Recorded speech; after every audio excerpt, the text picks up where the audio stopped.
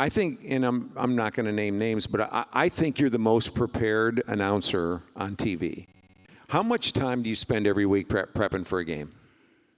I mean, it's a lot. And it's gotten more over the years. It just seems like there's more that I feel like I need to know in order for me to get to a comfort level of doing the game. Right. And some don't do as much, and I think it's just a matter of whatever it takes for you to get to a comfort level. But it's one of those things that I feel like if we're doing a Giants game, for instance, and there are diehard Giants fans, that it's important to me that when I'm talking about any player for them or anything about their season, that I know that team and those players as well as they do, who live and die it. You know their names. No, you know the players' names. Well, that's a low bar. I mean, yeah. I mean, but I mean, I think that's a big deal. I mean, because you've got people coming in and out all the time. You know, I've seen announcers say, if you don't know the names, then you well, I've seen a lot of guys go, number 59's coming in and out. I've heard some of that. Yeah. But so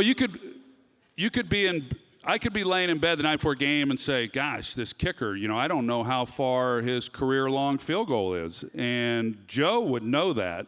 There's things that Joe knows that I don't necessarily have to know.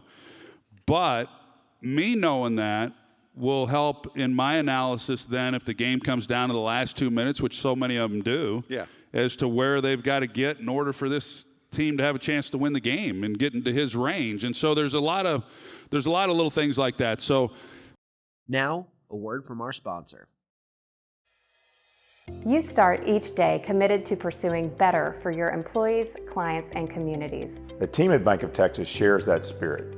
We come in every day ready to fuel growth in North Texas and financial success for our clients.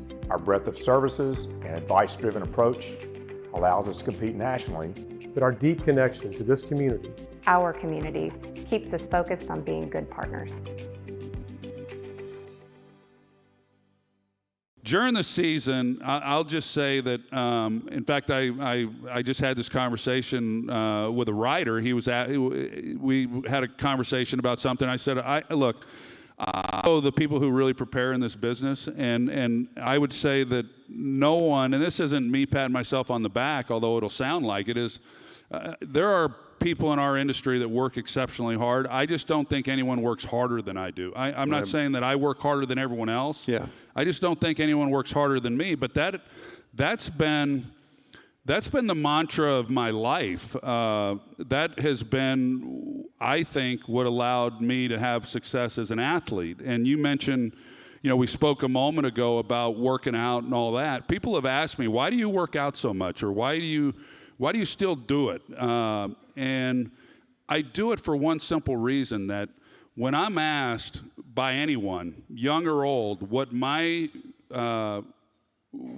philosophy is about success, it's that you have to put in the time, and you have to work, and you have to be disciplined, and you have to be consistent. And those are all the things that I have taught my girls. And I never thought I was the best athlete.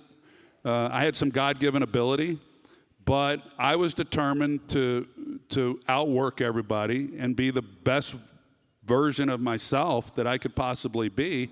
And I'm not the best speaker, but I've made a career in broadcasting, and it's primarily because I'm going to be more prepared than anyone else. So if I then let myself go physically, I feel it's a contradiction to what I stand for. It's hard to talk to people about putting in the work and being consistent and being disciplined if you just let yourself go. Right.